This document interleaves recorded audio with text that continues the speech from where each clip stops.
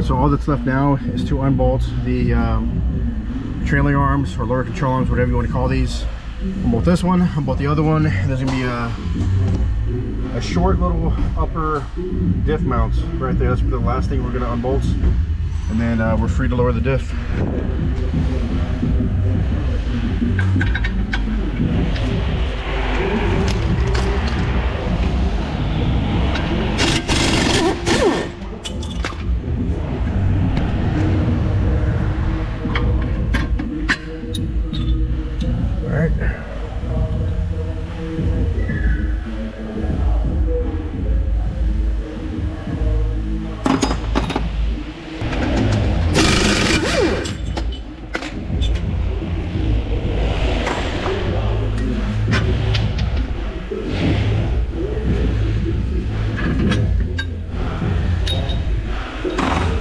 If I remember right, that top one is a 21 mil. You're going to need an extension and get it from the passenger side.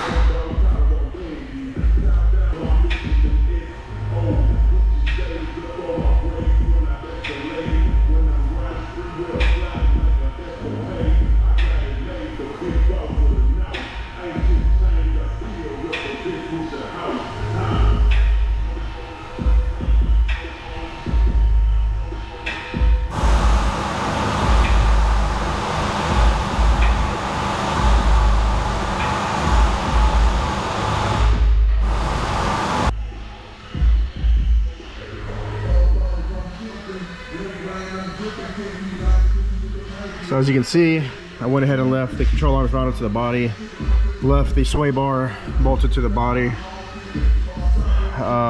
left the shocks bolted to the body up top, just left the calipers dangling, just like you were doing a brake job, you know, just unbolt the calipers, unbolt the wheel speed sensor, unbolt the drive shaft. What I do with the drive shaft is I pop the transmission in neutral so that I can spin the drive shaft and get to all the 10 millimeters that go around it. It's pretty much it, man. It's not a hard job to do.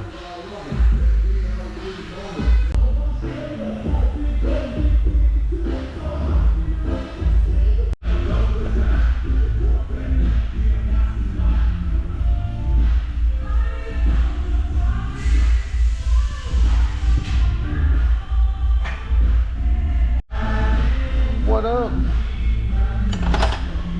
Got my cameraman on the job.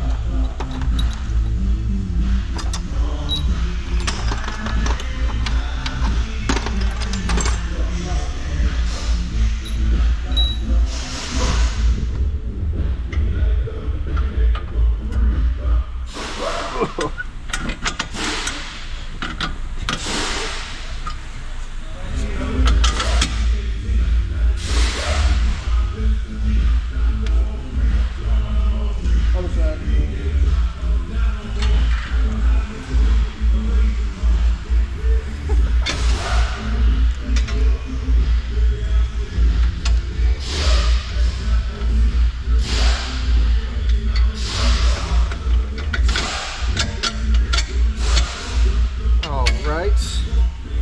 We got the shock bolts through. We got the lower control arm bolts through. Now we can raise the car up and get that upper diff mount.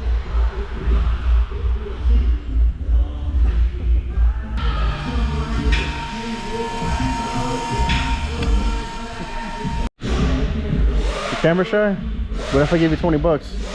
Damn. Okay, a little recap. With the lower control arms bolted, shocks bolted, that's enough to support the axle. But it's gonna rotate and do some crazy things as far as like the pinion angle. So what you're gonna do is jack it up from the pinion, the base of the pinion, and that's gonna line up your top bushing.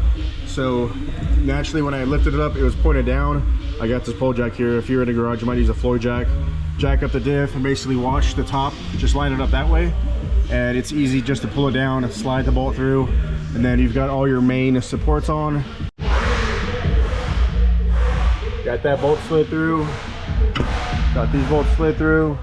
What's interesting is none of these bolts really have any nuts. They have these self-locking, I don't know, I mean technically it is a nut, but it's got these shims off to the side that lock it. It's like a self-locking nut, so you don't have to worry about putting a wrench on the backside of it. You just zap down all the bolts. Pretty nice, makes this easier to tear apart and put back together.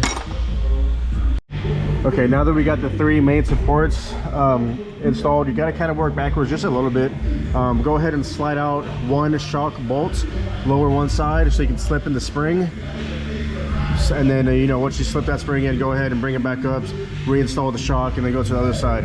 Remove the shock bolt, lower the axle, install the spring, bring up the axle, put the bolt through. You don't have to worry. I'm telling you, with the diff mount up there, that alone is enough to hold the axle in place. But do it one by one, so we at least have 2 points. You've got the control arms, the diff, and at least 1 shock holding it. So, you know, just do one at a time. I think it's safer that way.